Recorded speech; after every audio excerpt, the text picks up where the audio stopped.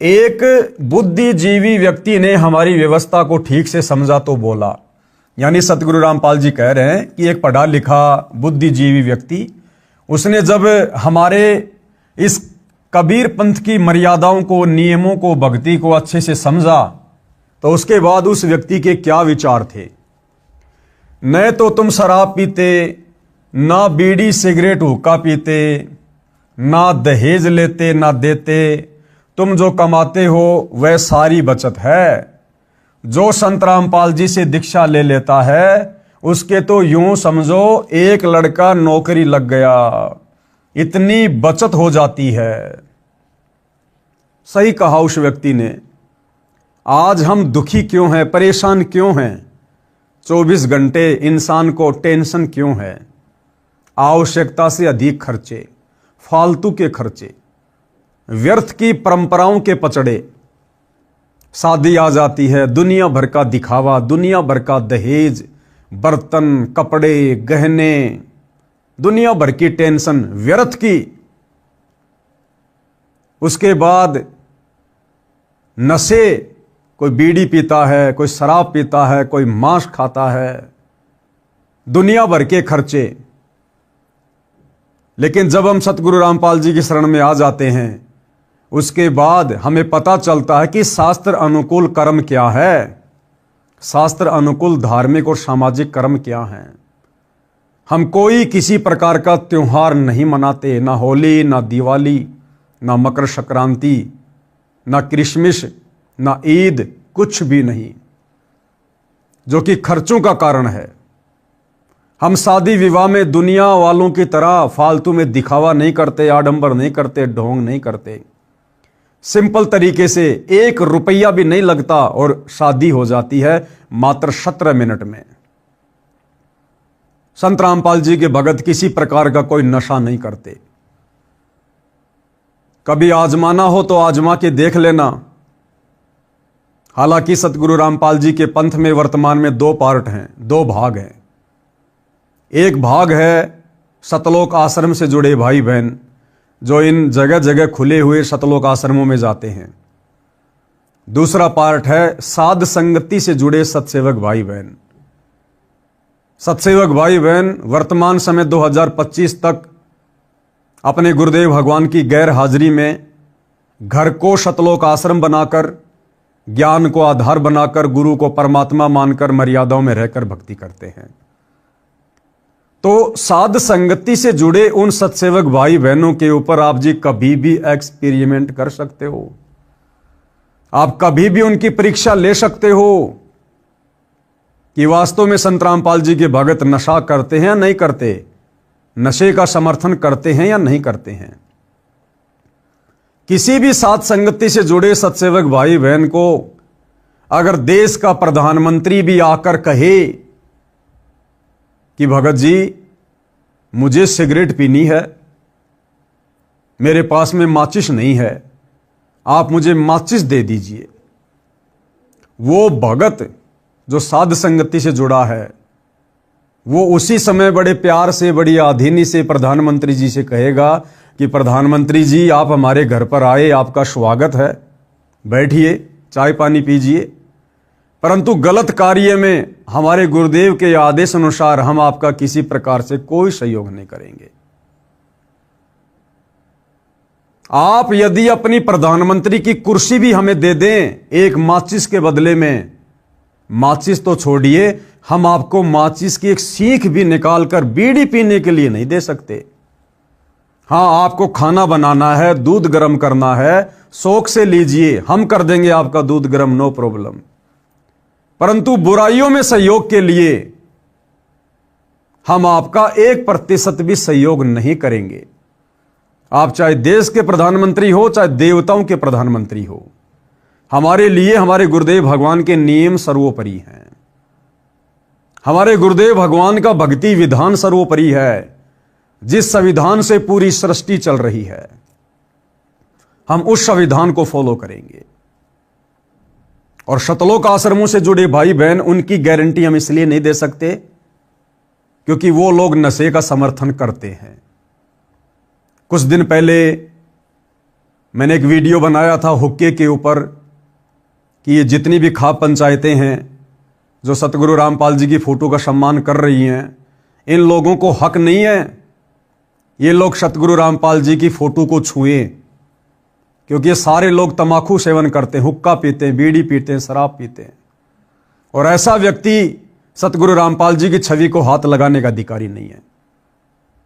उस बात को लेकर खाप पंचायत के प्रधानों ने और शतलोक आश्रम वालों ने, जो मुख्य मुख्य लोग हैं इन आश्रमों के, इन्होंने एक प्रेस कॉन्फ्रेंस की, एक मीटिंग बुलाई और उन पंचायतों के प्रधानों के साथ बैठकर जो प्रधान मुझ पवन दास के खिलाफ हुक्के को लेकर, तमाकू को लेकर एक्शन लेने की बात कह रहे थे, मुकदमा करने की बात कह रहे थे कि ये पवन दास तो हुक्के को गलत बताता है, हुक्का पीने वाले ढेड होते हैं, नीच होते हैं, इसने हमारी बेइज्जती की है। ये सतलोक आश्रम के मुख्य मुख्य व्यक्ति, सतलोक आश्रम का मीडिया प्रभारी डॉक्टर चांद राठी, हरियाणा का स्टेट कोऑर्डिनेटर अमन गोदारा, सतलोक आश्रम में रहने वाला विकास सिंहपुरिया, लाखन माजरा से राजवीर सैनी, ये तमाम लोग वहां बैठकर उन ग्राम पंचायत वाले प्रधानों का हुक्के को लेकर समर्थन कर रहे थे। इसलिए इन सतलोक आश्रम वालों की गारंटी हम नहीं दे सकते। ये कब पीछे हट जाएं, कब ये अपने वचन से हट जाएं, कब ये कौन सी मर्यादा तोड़ दें, इनका कोई भरोसा नहीं है। लेकिन साध संगति से जुड़े हुए सत्सेवक भाई बहनों की हम गारंटी देते हैं। हम भाई बहन कभी सौपन में भी अपने गुरुदेव भगवान की मर्यादाओं को लांघ कर ऐसा कोई भी कार्य करने का दुस्साहस नहीं कर सकते जिससे हमारे गुरुदेव भगवान नाराज हों। तो भाई और बहनों, इस प्रकार से जब हम सतगुरु रामपाल जी से उपदेश लेकर शास्त्र अनुकूल सत भक्ति करेंगे, मर्यादाओं पर दृढ़ रहेंगे, तब एक दिन स्वतः इस पृथ्वी पर स्वर्ग जैसा माहौल ऑटोमेटिक स्थापित हो जाएगा। बाकी बातें करने से नहीं होगा।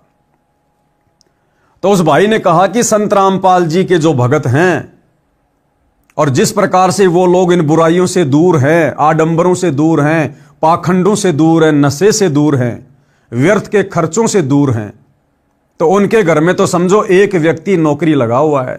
यानी इन फालतू की परंपराओं पर, नशे आदि पर व्यक्ति ज्यादा भी नहीं तो कम से कम 15-20 हजार रुपया महीने में खर्च कर देता है, साल का लाखों रुपया खर्च कर देता है। और इतना पैसा तो घर में वो व्यक्ति कमाता है जो नौकरी कर रहा हो। तो सतगुरु रामपाल जी के भक्तों के घरों में जो भगत उनके नियमों पर चलते हैं और नियमों पर चलने के चलते उनको जो बचत हो जाती है, समझो एक व्यक्ति उस घर में सरकारी नौकरी लगा हुआ है। इस भाई का यह कहने का मतलब है, जो संत रामपाल जी से दीक्षा ले लेता है उसको तो यूं समझो एक लड़का नौकरी लग गया, इतनी बचत हो जाती है। मेरा एक बुआ का लड़का है, वह महीने के 60,000 रुपए सैलरी लेता है, सरकारी नौकरी है, शराब सिगरेट पीकर घर का नाश कर रखा था। मैं एक दिन सुबह सुबह उनके घर गया, वह तो नौकरी पर गया था, कहीं पीकर पड़ गया, आया ही नहीं घर। ऐसा कई बार करता था। उसकी पत्नी ने चूल्हा जला दिया, उस पर डेगची रख दी, चाय बनाने लगी। मैं दूसरे कमरे में बैठा था, उठकर देखा तो वह चूल्हे के पास बैठी थी। 1 घंटा हो गया, चाय नहीं आई। तब मेरी बुआ, उस शराबी की माता जो दूसरे लड़के के साथ रहती थी, आई, बोली उठ ले, कितकी चाय पीवेगा, न चीनी है, न दूध है, न चाय, न पत्ती, नाश कर रखा है लड़के ने। मैं दूसरी बुआ के लड़के के घर गया, वहां चाय पी, कुछ सामान दुकान से खरीद कर उसके घर डालकर आया। उसकी पत्नी रो रही थी, मैं चला गया। 6 महीने बाद फिर जाना हो गया। मैं देखकर आश्चर्यचकित था कि इतना अच्छा मकान रिपेयर, लिपाई, सफेदी करके सुधार रखा था। घर में सब सुविधा का सामान था। मेरी बुआ जी भी वहीं थी, वह बुआ का बेटा भी वहीं था। मैंने पूछा, 6 महीने में ये नरक स्वर्ग कैसे बन गया? यानी तेरे घर का माहौल जब मैं 6 महीने पहले आया तो नरक के जैसा था, अब अचानक से 6 महीने में स्वर्ग के जैसा कैसे बन गया? क्योंकि उसने सतगुरु रामपाल जी के ज्ञान को समझकर उनसे उपदेश ले लिया था और तमाम प्रकार की बुराइयों से अपना पीछा छुड़वा लिया था। और 60,000 रुपये महीने का कमाते कमाते जिस घर में बच्चों को खाने के लिए अच्छे से भोजन भी नहीं मिलता था, पहनने के लिए कपड़े भी नहीं मिलते थे, अब उस व्यक्ति की पूरी सैलरी 60,000 रुपये उस घर में बचत के रूप में आने लगी, बचत के रूप में जो वो नशे में बर्बाद किया करता था। उस भाई ने बताया कि इस गांव में संत रामपाल जी सत्संग करने आए थे। रात्रि 9 बजे का समय था, मैं ड्यूटी से आया, घर पर कोई नहीं था। मुझे पता चला सत्संग में गए हैं। मैं गया तो था अपनी पत्नी को बुलाने, जो बच्चों समेत सत्संग में गई थी। उस दिन कहीं से पीने का जुगाड़ बना नहीं। मैंने भी सत्संग सुना तो मेरी आंखें खुल गई। सारा सत्संग जैसे मेरे ऊपर था। यानी उस दिन अंतर्यामी सतगुरु रामपाल जी उस आत्मा को अपनी शरण में लेने के लिए नशे के ऊपर ही सत्संग कर रहे थे कि भाई नशा तो नाश की जड़ है। नशे ने केवल परिवारों को उजाड़ा है, कभी बसाया नहीं है। और नशेड़ी व्यक्ति के बच्चों पर, उसकी जवान बेटी पर, उसकी स्त्री पर दूसरों की नजर रहती है। घर में कभी शांति नहीं रहती। उसके बच्चे बिगड़ जाते हैं संस्कार के अभाव में। सारा का सारा सत्संग गुरुदेव ने उस दिन नशे के ऊपर किया, क्योंकि उस नशेड़ी आत्मा को परमात्मा ने अपनी शरण में लेना था। गुरु जी को पता भी नहीं था मैं कौन हूं। हालांकि ये उनकी सोच है जो कह रहे हैं कि गुरु जी को पता भी नहीं था कि मैं कौन हूं, लेकिन वे तो अंतर्यामी हैं, जानी जान है, घट घट की जानते हैं। चीटी पायल बाजे पैर, साहिब सुनता है सब लहर। तो गुरुदेव को तो पता था कि वो आत्मा आ रही है, जिस आत्मा को काल ने बुरी तरह से बिगाड़ रखा है। गुरु जी को पता भी नहीं था मैं कौन हूं। मैंने उसी दिन नाम ले लिया। सब बीड़ी शराब वाहियात का खर्च बंद कर दिया। जो कमाता हूं सारी बचत है। न रिश्वत लेने की आवश्यकता, न कंपनी में ओवर टाइम करना। ओवर टाइम वाला पैसा भी नशे में जाता था। उसके स्थान पर अन्य भाई बहनों को रोजगार मिल गया। अब एक चीज का हमें थोड़ा ध्यान देना होगा भाई और बहनों, क्योंकि हमने इन पुस्तकों को पढ़कर शिक्षा ग्रहण करनी है। यहां क्या लिखा गया है? नए कंपनी में ओवर टाइम करना। वो ओवर टाइम क्यों किया करता था? क्योंकि वो नशे का आदी था, गलत बुराइयों में पड़ा हुआ था, इसलिए ओवर टाइम भी किया करता था। अब जब हम सतगुरु रामपाल जी से उपदेश ले लेते हैं तो भाइयों और बहनों, नशा हम नहीं करेंगे, गलत काम हम नहीं करेंगे, परमात्मा का आशीर्वाद हमारे परिवार पर रहेगा, कमी किसी चीज की होगी नहीं, आवश्यकता के अनुसार परमात्मा हमारी मदद करेगा, अनावश्यक वस्तुओं की हमें जरूरत नहीं। फिर भला भगत को ओवर टाइम करने की क्या जरूरत है? दिन रात काम धंधे में पड़े रहने की क्या जरूरत है? पहले जब हम ओवर टाइम किया करते थे उस समय हमें ज्ञान नहीं था। हमें नहीं पता था कि समय का, श्वासों का सदुपयोग कैसे करना चाहिए। नाम दीक्षा से पहले हमारी एक ही सोच थी कि जिसके पास जितना ज्यादा पैसा होगा समाज में उसकी इतनी इज्जत होगी। पैसा है तो सब कुछ है, वरना कुछ भी नहीं है।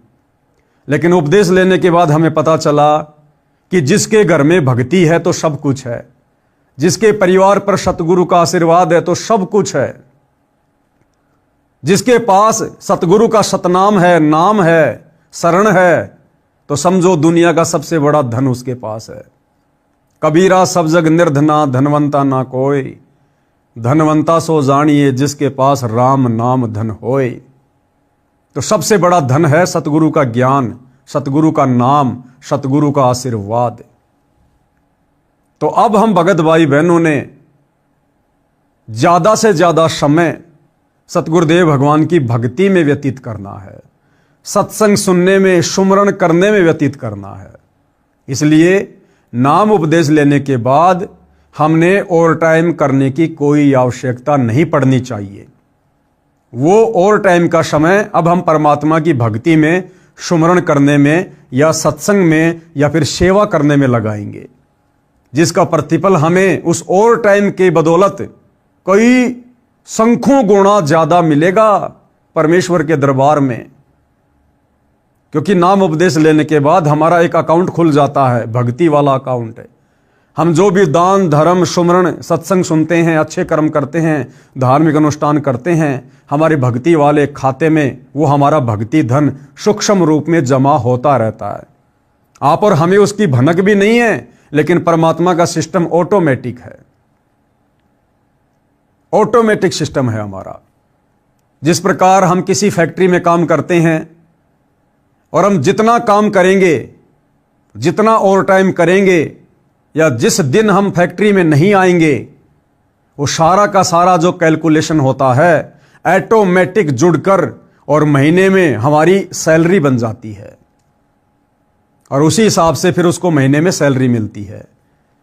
तो ये भक्ति रूपी अकाउंट जो सतगुरुदेव ने सूक्ष्म रूप से खोल रखा है, ये ऑटोमेटिक हम जैसा भी करेंगे, जैसे भी हमारे भाव होंगे, श्रद्धा होगी, दान धर्म की रुचि होगी, सत्संग सुनते हैं, सुमरण करते हैं, पांचों यज्ञ करते हैं, ऑटोमेटिक हमारा भक्ति धन सूक्ष्म अकाउंट में ऐड होता रहता है, जो हमें दिखाई नहीं देता। जिस प्रकार एक मोबाइल से दूसरे मोबाइल में लाखों करोड़ों रुपया सेकंडों में ट्रांजैक्शन हो जाता है, लेकिन एक मोबाइल से दूसरे मोबाइल में जाते हुए वो पैसा नहीं दिखाई देता। इसी प्रकार जो भी हम भक्ति मार्ग पर करते हैं, ऑटोमेटिक हमारी भक्ति वाले खाते में वो जमा होता रहता है। तो सतगुरु रामपाल जी के भक्तों ने उपदेश लेने के बाद ओवर टाइम के चक्कर में नहीं पड़ना चाहिए। ओवर टाइम वाला पैसा भी नशे में जाता था, उसके स्थान पर अन्य भाई बहनों को रोजगार मिल गया, ऋषि जैसा जीवन बन गया। मैं बोला कि खर्च करने की जगह ही नहीं बचती, सब बकवास छूट जाती है। मेरी बुआ के बेटे का घर नरक से स्वर्ग बना मेरी आंखों के सामने है। तो इस प्रकार से भाई और बहनों पृथ्वी का माहौल बदलता है और बदल रहा है। लड़ाई झगड़ों से, युद्ध से, मारकाट से, सख्त कानून बना देने से हम कभी भी धरती को स्वर्ग समान नहीं बना सकते। जब तक हमारी सोच नहीं बदलेगी, हमारे विचार नहीं बदलेंगे, जब तक हम पाप करने से नहीं डरेंगे, बुराइयों से नहीं डरेंगे, तब तक धरती स्वर्ग समान नहीं बन सकती। और ये सब कुछ होगा सत्संग सुनने से, सच्चे सतगुरु की शरण में आकर सत भक्ति करने से, उनके आशीर्वाद से सब कुछ परिवर्तन होगा। केवल कड़े कड़े नियम बना देने से, सरकारों के द्वारा शक्ति कर देने से कभी भी पृथ्वी पर स्वर्ग जैसा माहौल नहीं बनता।